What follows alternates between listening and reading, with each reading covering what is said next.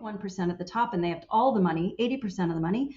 And the rest of the 20% of the money in the world is distributed below, and the people down here have nothing. And we're just recreating that with women on the pyramid instead of women flattening the hierarchy and flattening and creating more opportunity for more women. I don't know what we're doing.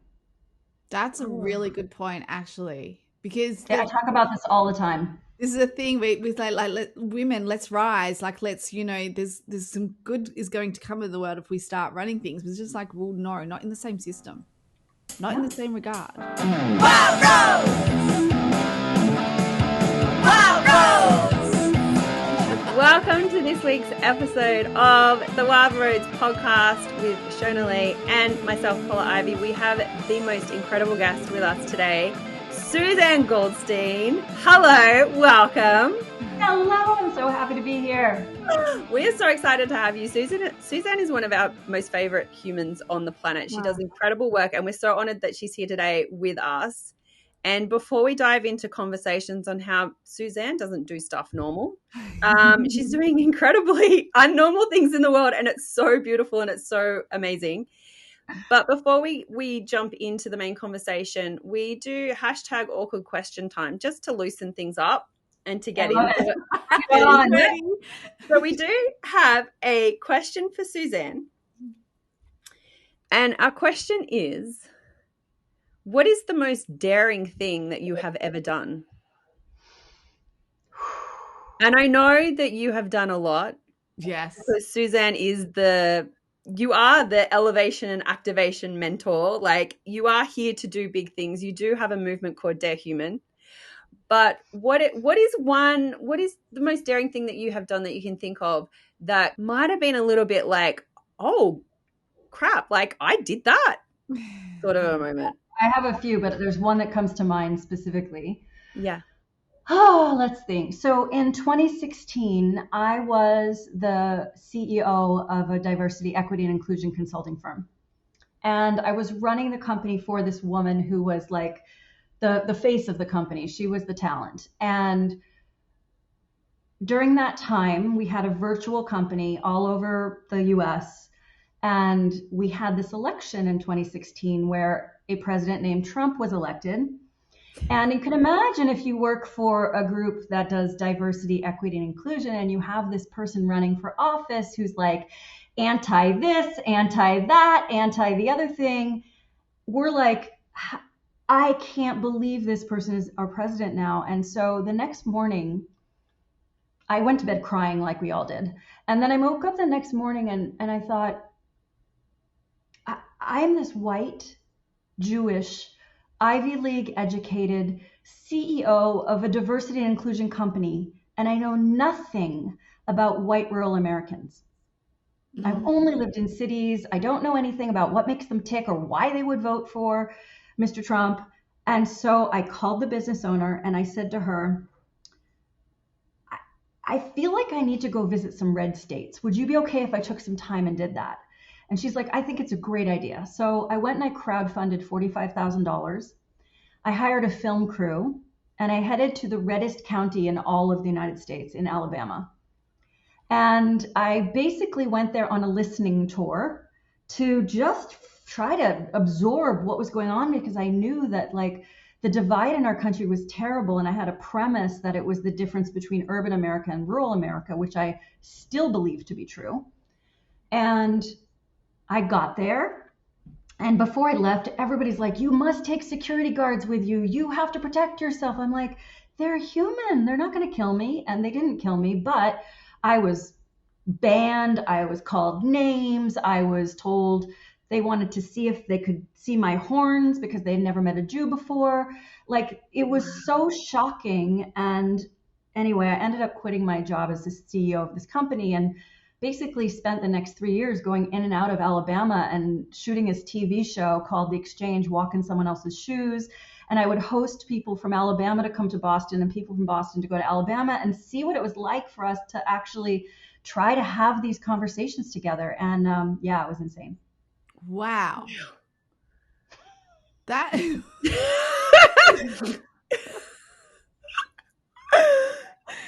Holy crap. Like, that is insane, but wow. But like, how did this air? What happened? Like, what was the feedback from that? It's a great question. So I ended up having like 5 interns working for me. We started this whole online campaign. We tried. We were terrible at social media. And, back then it was more Twitter, like, things were happening, but not as much. I ended up moving out part-time to Los Angeles. It's how I actually ended up back in LA. So I used to be a film producer. I produced my first movie when I was 27 years old. And so I went back to LA and I tapped into all of my old film people and I got myself an agent and I started shopping around this show. And so many people loved it and didn't get it because they live in a blue bubble, a Democratic bubble. They have no clue what's going on and they'd watch this and they're like, oh, those people, they'll never have any impact on our country. And yet, of course, Roe versus Wade was overturned, on Friday. Mm-hmm. So we're all like, wait, there's so much going on and the people who are programming the content have no interest. And so they said to me, and one of the very famous studios I will not name, said to me, we love your content, was one of the streamers. And we love what it looks like. We love what you're doing. It's a great story, but we really want stuff on our platform that's going to be relevant in 10 years. Oh, that's fun. Well, oh my God, that statement. And I just laughed at them and they're like, what are you laughing about? And I'm like, you've got to be kidding me. Like, you think this was back in like beginning of 2019. I'm like, you think things are getting better? Like, no. This is the beginning of the end of the United States. So it was just really interesting just to see how dense people are about the things that they don't want, the biases that they hold. And, when Biden ran against Trump in 2020, I must have gotten 25 phone calls and texts from people when Biden didn't win by a landslide. Because all of the people who continue in the blue bubble are like, Biden's going to win by a huge amount. Biden's going to, just like they said about Hillary Clinton. Yeah. Because they're not paying attention to the rest of the country. Yeah. And they're just listening to their news sources. They're getting all of their, the echo chamber of social media. And so they're all like, wait, what happened to the big blue wave? And I'm like, it was never going to be a big blue wave. We're lucky it went blue. Yeah. Oh, yeah. And I feel like this is what I love about what you bring to the table, is because, you recently did a live stream around, the Roe versus Wade and what it actually is about. And it's so interesting, like, being in Australia, a different country, like I only hear, I don't watch the news because the news in Australia is very much not, it tells you what it wants you to hear. I'm pretty sure that's media all over the world. Yeah. But, learning things through social media, like it was just mind-boggling because I'm like, yeah, okay, it's about abortion, but it's not. It's like that's kind of like the main narrative that's been put out there, but it goes so much deeper than this.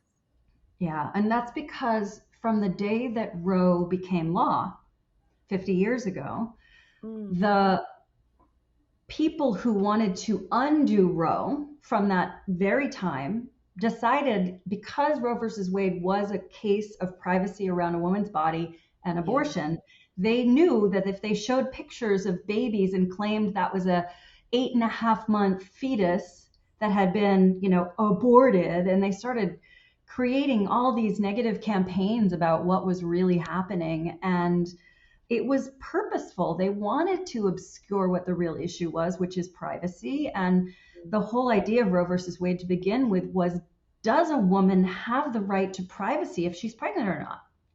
And does she have the right to privacy if she decides to terminate that pregnancy? It wasn't about whether she should or shouldn't have an abortion.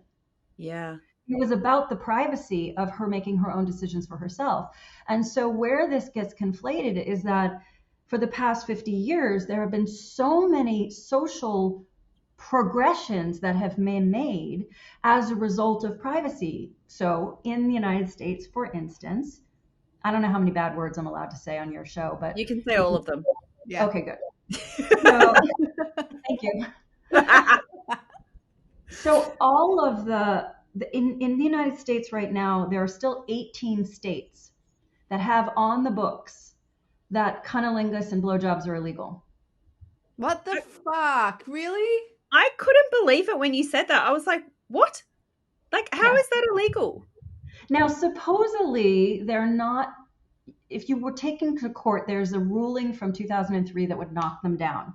But they're still on state legislator books, right? No one's prosecuting it now. But then again, people used to not, at one point in time, people should be able to marry whoever they want, have sex with whoever they want.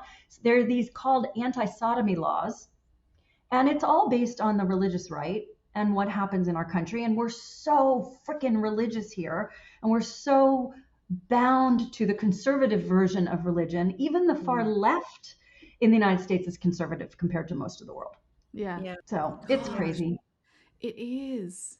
Thinking about that, you were like, well, if it's illegal, then that opens the door to a possibility that they then can police it in a certain way. They're like, well, it's illegal. We need to know who's doing it and who's not doing it.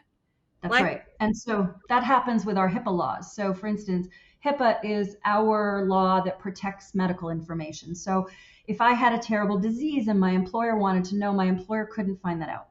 Yeah. My medical information is protected under the Privacy Act. Yeah. However, with the undoing of Roe versus Wade, my medical information, for instance, people could go find out who's vaxxed and not vaxxed.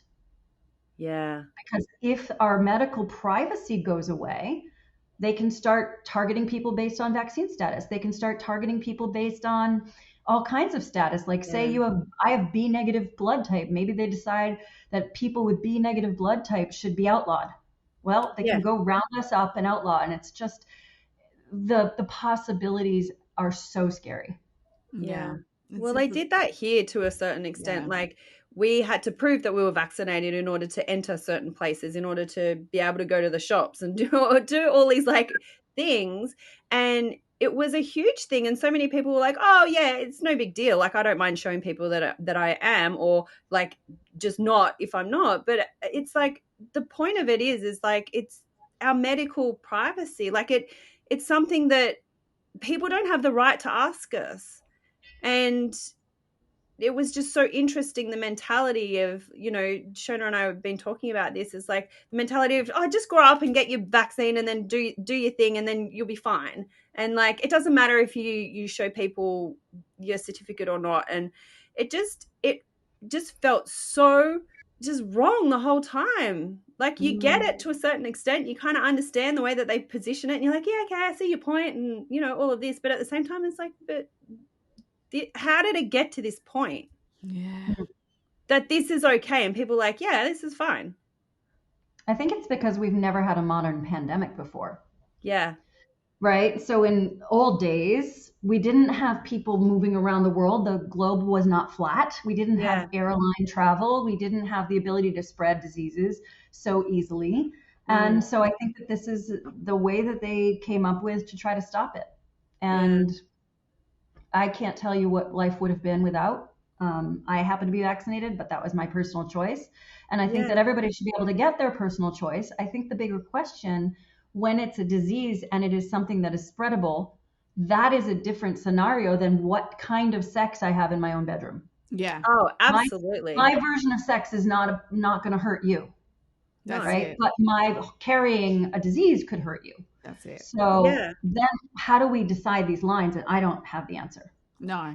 See, that's the thing, because they're like, well, we need to know who has sexually transmitted diseases because that could potentially harm other people. But at the same time, it's like, where do you draw that line of, what needs to be known for the safety of all, and what, having that privacy is safety for you as well.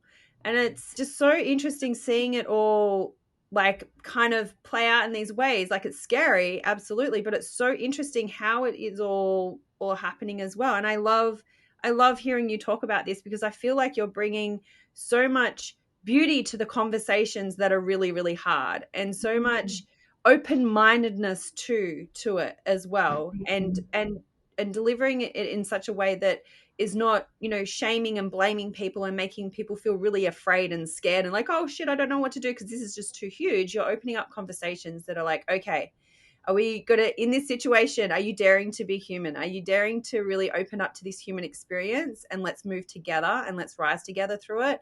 So I love that you're bringing this to our planet, and with the background that you have as well is so you fascinate me so much, and there's so much we want to talk to you about. Oh my goodness. I'm here for all of it, or we can have multiple episodes. It's all good to me.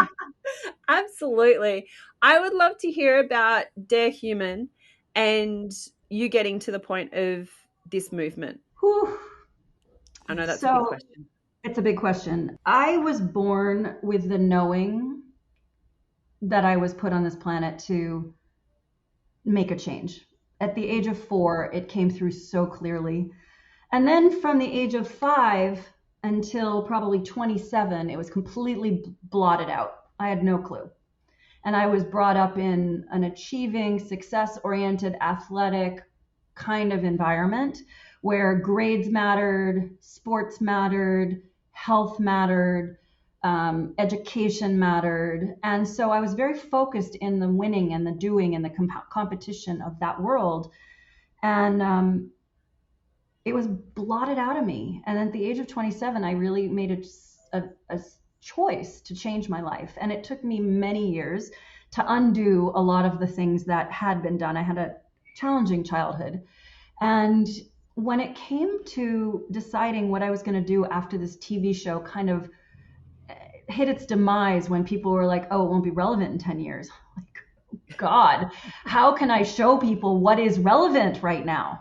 And we know online, there's not a lot of people talking like me. I mean, they are, but they're not part of the coaching community, right? They're off on TV shows or on podcasts or on news channels, but there's not a lot of people in the coaching industry saying, let's do coaching differently. Let's coach people into being awake and aware humans. So Darehuman is founded on the premise that you can be a force for good in your own life. And once you are, you can be a force for good in the world.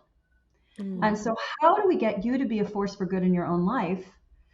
Becoming self-led, learning how to know yourself and your emotional intelligence. What we call the Darehuman Diamond is based on 4 archetypes. The alchemist is know yourself.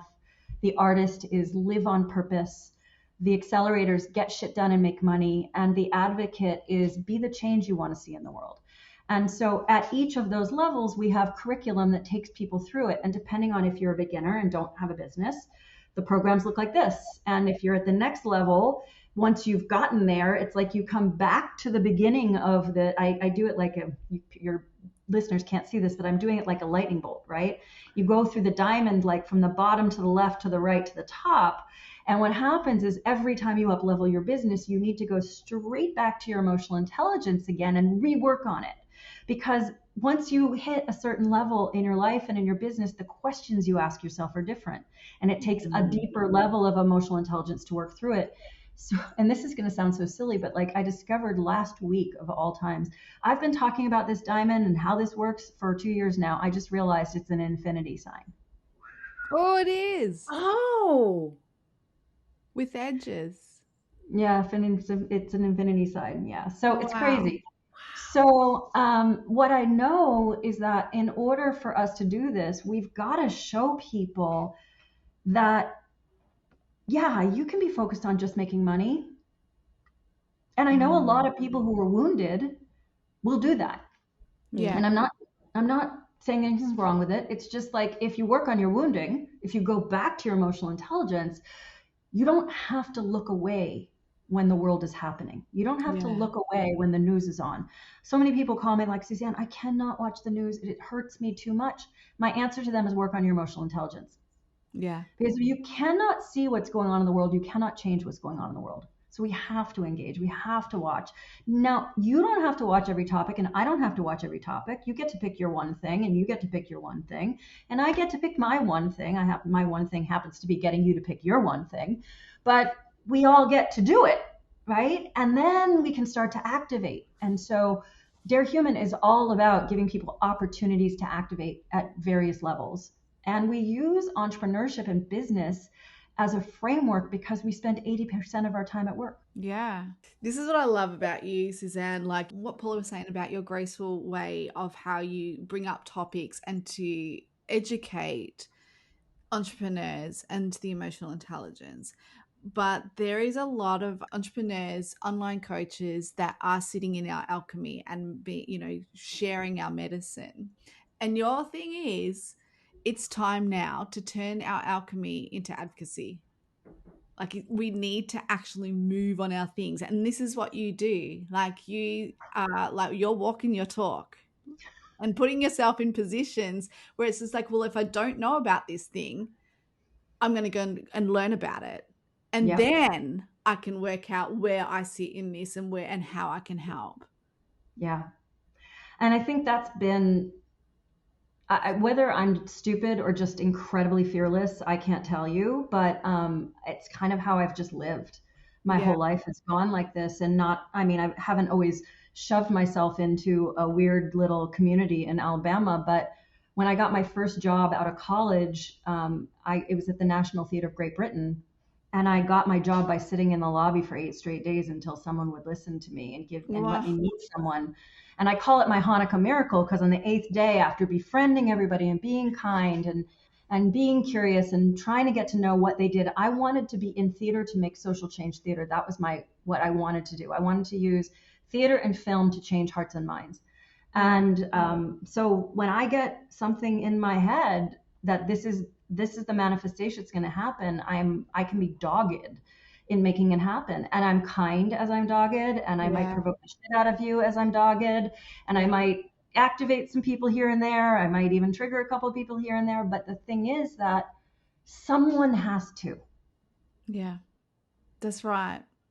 And when someone has to becomes a lot of us, that's when the impact happens, obviously. But like, this is where, like, if you're not following Suzanne yet, go follow her, because this is, this will spark something inside of you to get off your butt. Far out, lady. You have like the most beautiful background. And can we please talk about it? Because I'm dying. I'm chomping at the bit to talk about. You have directed films since you were 27, met famous people, and tell me about the social impact, like that part of it, what you said, like changing the social impact of film. So I have been involved in theater and storytelling since I was a kid. And what I loved the idea of is not just having people sit in a theater to be entertained, but to have them think. Yeah. And, there's a lot of people in the world who don't want to think. It's so much easier not to. The reason we say ignorance is bliss is because it is. Yeah. And the thing is also, once you know, once you see, you cannot unsee. Mm. And what I feel like part of my job is on this planet is to get people to see. So what I do is I say, I will love you, I will see you, I will provoke the shit out of you, and I will unleash you. Because it is that provoking that will get people to act and change, to be different. And it's done from love and it's done from kindness, but we're so asleep in the Matrix. And I'm obsessed with the movies The Matrix, by the way. And I teach a program called Lessons from the Matrix because it's all about breaking out of the Matrix, what I call forced productivity, this idea that if you're not constantly producing, you're not of value to society. And I truly believe differently. I think that we all have things to give society. The person who makes $1 a day and the person who makes $1 billion a day both have things to give to society. And so what would happen if we could help them identify what the thing is? And so I've always wanted to do that through storytelling. And then, of course, I got off track and I went to engineering school. But while I was in engineering school, I managed to get a second degree in theater and film. And when I was leaving university, I had the same argument with my parents every Sunday. They were like, you can do theater and film as a hobby. You should go get a job as an engineer. And I'm like, I can't. I had worked my summers in university at, different engineering jobs. And I was like, I cannot be in another cubicle. I mean, can you imagine me in a cubicle? It's like putting a tiger in a jewelry box. Yeah. I just cannot. And so I went out and on my own, and I broke into the theater, and then I broke into London, and I worked for Academy Award winning director John Schlesinger on a movie called Madame Susatska, which was about the pressure we put on children to be prodigies and what happens and how they break. And I loved that I got to work on that film very early in my career. And then I moved to Hollywood, and I produced movies and wrote movies for Disney Touchstone. And what I realized is that I was making schlock family fare that I couldn't stand. And I had to leave because I was like, if I was not going to be able to be like Steven Spielberg, making movies that change hearts and minds, I was like, I got to go do something different. And so my career continued. I got into the .com world. And in the .com world, it was like the world converged on my behalf. Thank you very much. And it was like the engineering and the storytelling came together in this new thing called the World Wide Web, which I was like, this isn't brilliant, because as we flatten the world, people have access to more information, people will rise. Well, my naivete at that time, and I think it was 1995 when I started working on the web, but it was 1993 when I started working in interactive media, and the web came out in 94, that I was like, oh shoot, I didn't account for the bad actors who are going to use this new technology for ill. And we all know that like pornography is the thing that funds every new technology in the world, or any new industry is funded basically by pornography, as was the web. But more importantly, as the web developed into Web 2 and now moving into Web 3.0, we have this issue with data, which brings us right back to Roe v. Wade, because data privacy laws are now going to be questioned because Roe, which was about privacy, was overturned. So it's as if the whole thing always works together, right? The universe is not fooling around here. It's trying to get us to see. So was there a moment in time that you wanted to work in politics? I went to the Kennedy School of Government for grad school when I was 39. And I went there because I really wanted to hone my craft around social entrepreneurship. And it turns out I went there in 2003. Social entrepreneurship was pretty new at that time. And so I ended up teaching there for a couple of years after I graduated, which tells you about where the programming was at that time. I got a schooling on all that I did not know about politics by being in that environment with the kinds of people who are drawn to that program. And I've always been interested in politics, but I had never been inside of like what makes it cook.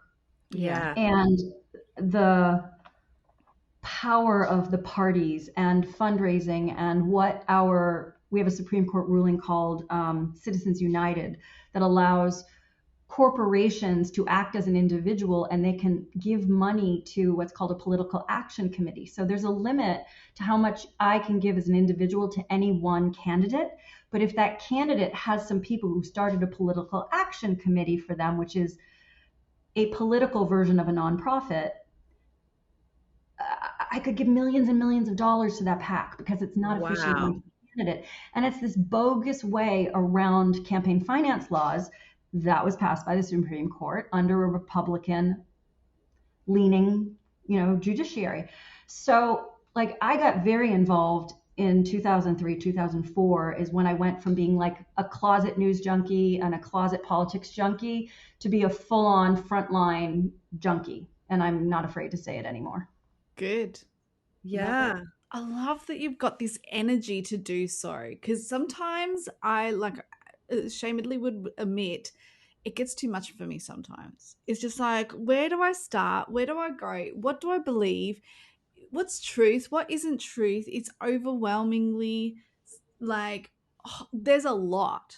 And it's like, which road do we go down? And I love the advocacy, and there's things that I stand for, and there's things that Paula stands for, and we go down our own different paths with where, we put our energy.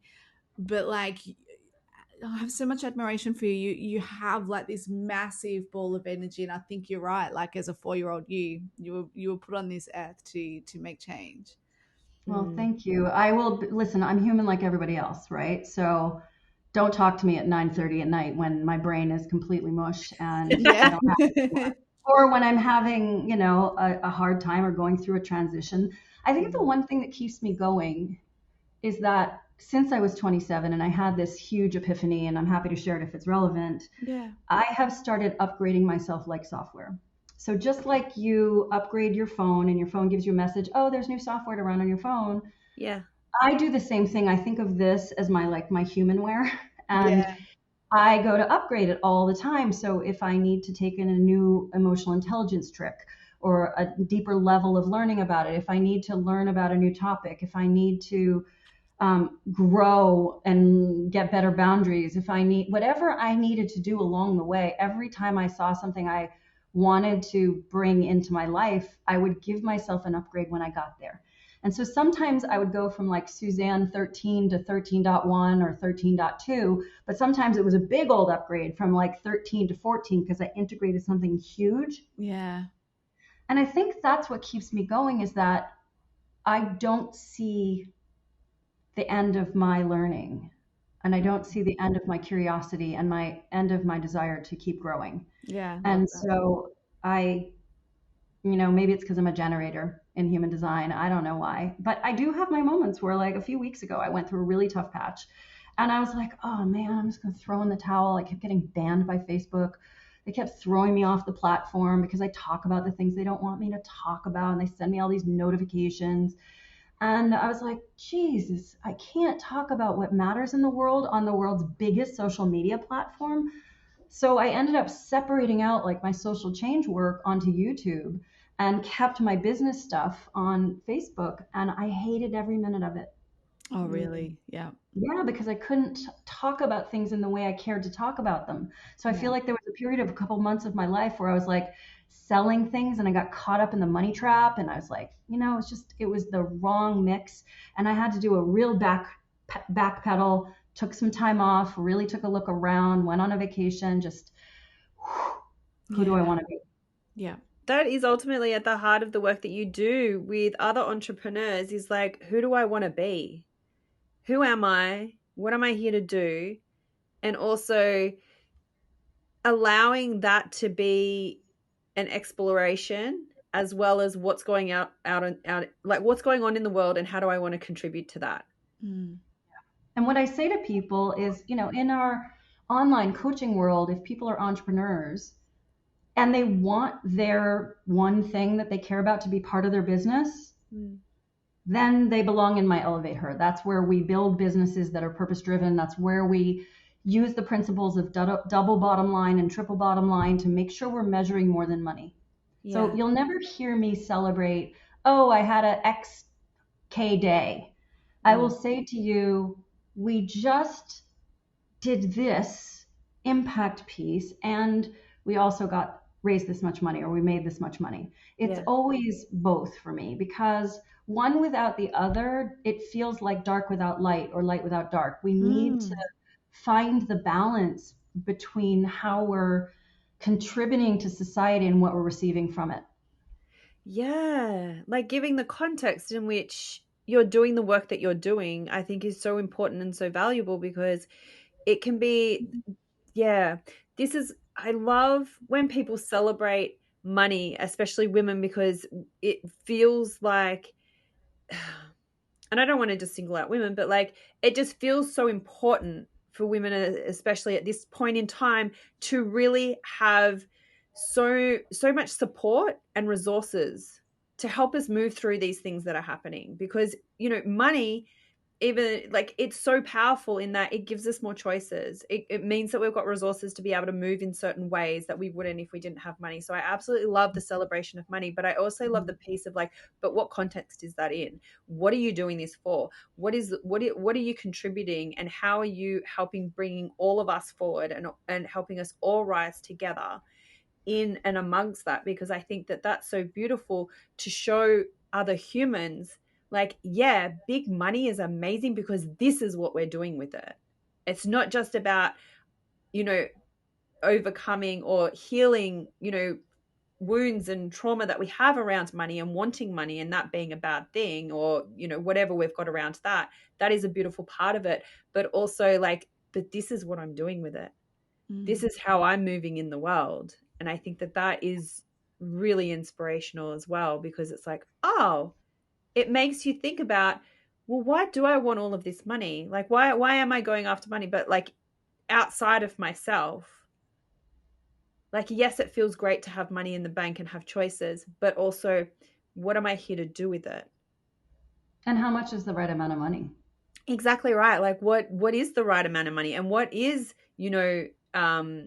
hashtag goals, or like what is like when I know that like, oh my gosh, I'm so rich. Like what is that for a human being? And what at what point is it that like, oh, I feel like I have like more than enough to do what I'm here to do? We can get so fixated on the number, like it has to be 6 figures, it has to be 7 figures, it has to be 8 figures, like, but it doesn't have to be that. Like, what are you actually here to do?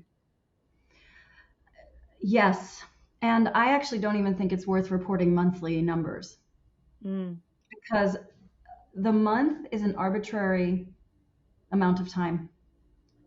It's just like, I don't think that companies should have to do quarterly earnings reports, because what happens when you're always chasing the next month being higher is that you take no time to reflect. You take no time to do in the corporate world what we call research and development, R&D, because you're always chasing having a higher next quarter so that the people on Wall Street will give you a good rating so your stock will sell more, right? So if that's the case and we do the same thing, my issue in the online space and basically where we celebrate money a lot is that if we're recreating the pyramid structure of our current society, which is that there's 0.1% at the top and they have all the money, 80% of the money, and the rest of the 20% of the money in the world is distributed below, and the people down here have nothing. And we're just recreating that with women on the pyramid instead of women flattening the hierarchy and flattening and creating more opportunity for more women. I don't know what we're doing.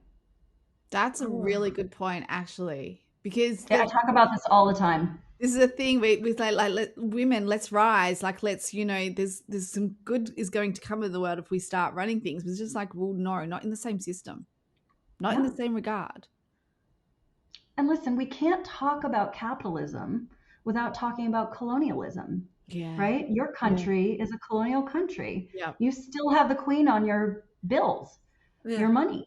And we cannot separate feminism from capitalism. We can't separate capitalism from colonialism. So if we really get real about this and we really back this out, what is this money we're chasing? Oh, man. Oh. Hard questions, right? Right. And so I don't talk about that stuff as much online because I talk about it more in containers like this or in my private containers. Yeah. Because it's important. We're chasing in a system that was constructed by men to benefit men, to keep women down. We just rolled back women's rights by 50 years, if not more. And now we're thinking about trying to repeal birth control being an option. So what? You want to have more pregnant women having babies, yet there's less money to help those babies grow. And we're wondering why we have mental health issues. I mean, like, the whole package is insane. But when we say make America great again, what they mean is go back to when women didn't have equal rights. You know why? Because it's harder for men to get jobs when women are in the pool. Yeah. Yeah. If we keep recreating these structures, we're screwed. So my whole thought is, let's create a parallel system, not one that replicates what they do, one that does it the way we do, based on collaboration and cooperation. On if I rise, how is it helping you rise? So it's why I give scholarships away to almost every single one of my programs, because I believe that just because someone can't pay me the rates that I want to get paid doesn't mean they shouldn't be able to work with me. Wow. I love that. Yeah, I love that visual of the like flattling. That's not a word for flattling. I still said it.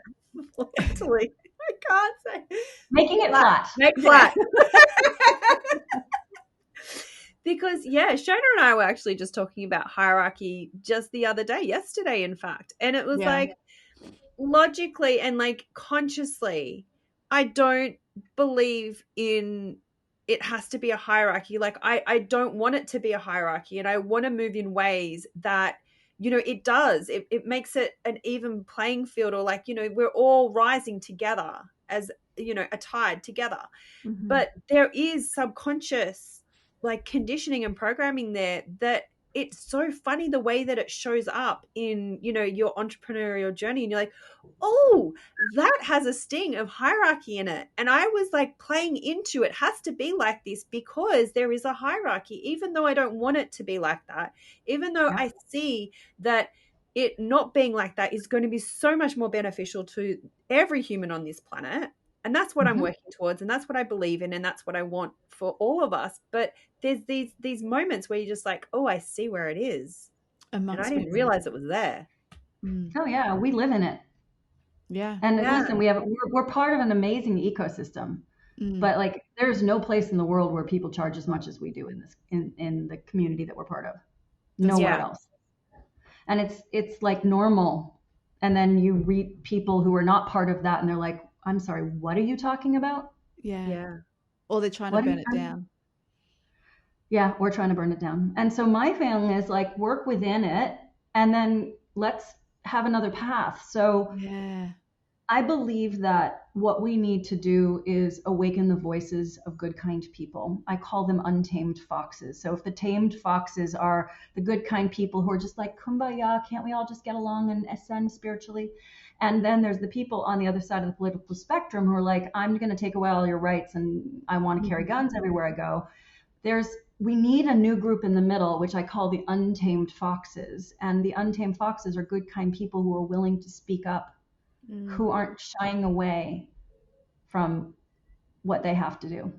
How do you, I'm like, where do I sign up, first of all, right? But how do we go, like, this is what confused me. I'm not afraid to speak out, but what I'm afraid about is the algorithm. I'm afraid of the censorship. I'm afraid that, my voice will be spoken to one person, which is great, but I feel like it needs to be more now where the world is at. But it's like, well, if I say these things, then, like, where do we go? How do we dance around that? Like, I don't want it to win, but I've decided the algorithm doesn't own me. I own the algorithm. I had to do a lot of work about this because, you get banned enough and you're like, holy crap. So the first thing, I backed up everything. I have everything backed up, and everything that we teach is on Kajabi so that if these platforms go away, I'm not screwed. But I would say the other thing is that when I disconnected from numbers, meaning likes, views, all making that stuff more important, because I will tell you, like when people DM me about the elevator, they have not liked anything. They have not commented on anything. They just came in. And so I'm just counting on, there is a small percentage of the population that wants to think about the world the way I think about the world. I don't need everybody. As Margaret Mead famously said, there is nothing that a small group of committed people can't do to change the world. In fact, it's the only thing that ever has. We don't need everybody. We need a small group to be what I call the grass tops. And then we have grass middles, which are sort of the people who are working their way through it. And the grassroots are the people who are like, I want this to happen, but I don't know what to do. So if we kind of work at those three levels, my job is to activate the ones that want to be activated. And then one of the things that we're going to be announcing at the end of the summer, hopefully, we're putting the pieces in place right now, is a campaign that has nothing to do with, has everything to do with everything, but it's a campaign that is like a social media, hopefully viral thing that gives people a way to engage. Because most people say to me, I don't know what to do. It's too big. What my vote doesn't even matter.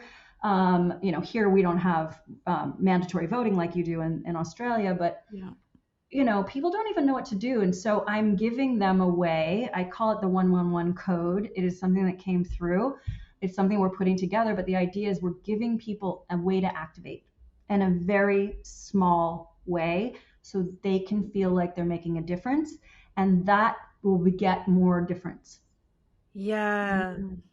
That's the thing, because I feel like, I have these big, wild, beautiful visions and like big, beautiful things that I want to do in my lifetime. And it's like, I love having that be, this is what I'm working towards. And this is ultimate like dream goals. This is where it gives me a focus to move towards because it's just so beautiful and I want to be there. But that's the thing, is like, it can get so overwhelming. And this is what I've learned through building my business. It's like those little steps that you take every day that get you there so much quicker. There's a saying, I can't remember where I first heard it, but it's slow is smooth and smooth is fast. That, and I love that you're bringing it into this context of like, how do we activate people in just like this small way for them to feel like, okay, I'm moving forward? Because that's usually the hardest bit, is just starting. And once you notice that every step that you take, doesn't matter how small it feels, the compact effect is real, and it sends out ripples. Like every time you take a step, every time you say something, every time you just take a moment to breathe for yourself, it sends out a ripple effect into the world that's so much bigger than what you can see. And I love that it is, I'm excited to see this come out into the world. This sounds incredible, because it's there's so many people going, I don't want the world to be like this, or I want more of this, but I just don't know where to start because that seems so big. Yep. So we're going to give them a place to start. That's the idea. Absolutely. Oh my gosh. Okay, Shona has a burning question. We're going to shift gears a little bit. I do. I really love. I'm such a fangirl, man. I want to know I want the story about Shirley MacLaine. Woman. Oh my God. Like, can you I love her. Did you read my post about her? I did, and I'm like, I don't. That's not enough. Sorry, I want more than that. I love. Please share. It was so funny when I met her for the first time, and if you read the story, I walked into the room and she put one hand on either side of my face and just stared at me. And I was 22 years old and so uncomfortable and not knowing. I'm in England. I'm like, she's the only American for miles, and she's looking at me, and it was that, like, when it felt like 10 years, it was probably like 30 seconds. Yeah. And then she says, oh, good, I just wanted to know who you were. And for me, I'm like, who was I? I hadn't come to my waking up, and I'm like, who I was. And all I could think was, she looks exactly like my grandmother who passed on my 16th birthday. I mean, like, carbon copy. She's from the same part of the world, Jewish New Yorkers, blah, blah, blah. Yeah. And she was lovely. She was so kind, so generous. She started the show, Madame Susatska, by going to a crystal store. This is before I knew about crystals. My very first crystal came from Shirley MacLaine. Wow. And I still have it to this day. And she hand-picked out crystals for everybody. And mine came on a little necklace ring. So it's just, clear quartz, very tall and thin, because I used to be tall and thin. And she's just a really nice person, really good person, great to work with. Her assistant, his name was Simo. I don't know why I'm remembering this. This was so many years ago. And they had met in a past life regression thing, and they were like together in a past life. And so she hired him as her assistant. And Simo, I was John Schlesinger's assistant, and Simo was Shirley's assistant. And so, we just all had a lot of interaction and spent a lot of time together. So that was Shirley. She was amazing. That's amazing. So when you were 22, like, for her to say that to you, how old would she have been then? Like, her wisdom. She must have been in her early 60s. Yeah, right. No, or late 50s. Yeah. And then I don't know if you saw the picture. I ran into her in like 2012. I went to New York because I knew she was speaking at a thing. And so I snuck my way backstage, and I walked up to her and I was like, hey, do you remember this face? And she looks at me and she's like, London, John Schlesinger, Madame Susatska, what did you do on that movie? And I said I was John's assistant. She's like, oh, right. So we just caught up a little. She was so generous, so Wow. kind. Yeah, I feel very blessed to have known people like her. That's beautiful. That's Oh, such a I loved that story too, because I'm like, just her taking that moment to like look into your soul and be like, instead of like, hi, who are you, what do you do, blah blah blah, blah. Like the surface level chit chat we do with people to yeah. get to know them, Mhm. but like just taking a moment and looking into somebody's soul. Yeah. I love that too. I did a session in one of my facilitations last night, and this came up about how we are forgetting how to have human connection and how the importance of it, and the women that were in my facilitation, and just feeling alone and feeling feelings they've never felt before because it's missing from their lives, Well, and in the and, past and it's 3 years have not helped us, no. you No. know? And the online space, yes, it's beautiful, it's amazing, and we can all connect and we get to know someone like you and all of Yeah. that. But it's like, but that real depth of like really seeing into someone's soul and just like really seeing them, we're missing Yeah. it. Agreed. I mean, I know I'm starting to get out more. I don't know what it's like where you are, but we're starting to open the doors. In my home in LA, things are really bad again, so I'm glad I'm not there at the moment. Oh, really? But Mm. I miss people. Yeah, me I too. think we all have a Yeah. little bit of people PTSD. Yeah, I think so. Yeah. I think so. And even when opportunities come up, it's just like, oh, do I really want to go? So used I to don't feel being like putting on my makeup. I don't Yeah. feel like taking off my sweats. Exactly. I have to do my hair. What? Exactly. Yeah. Oh my gosh. This conversation was so Amazing. epic. It was so great. If you are not following Suzanne, definitely go over and follow her work. She's on many of the social platforms. We will put all of her links in the show notes here so you can get to know Suzanne, jump into her Darehuman group, and follow her content and jump into any space. Suzanne has so many programs, so many courses, so many amazing things for people to join on so many different levels. And I just want to thank you so much for doing your work in the world, because it is opening Yes. so it's opening my mind, is opening so many minds around the world, and actually allowing us to look at things with beauty and with grace, and with like, okay, this is happening, like what do we decide to do, instead of making it a big doomsday sort of feeling, which kind of feels like that every time you watch something in the media. You're like, oh my god, it's doomed. But like, I just love the way you're bringing all of this into our worlds, and thank you. Yeah, beautiful. Thank you for having me. It's always so great to have conversations and to get to know you guys on a deeper level. Yeah. And I think that we can all be a force for good in the world. We just get to decide how big a force we are. Yeah, That's beautiful. absolutely. I reckon that's the perfect sentence to end on. Yeah. Thank you so Thanks, much. ladies. Thank you so much. Great to see you. Awesome. Wild Rose! Wild Rose! Wild Rose. Wow.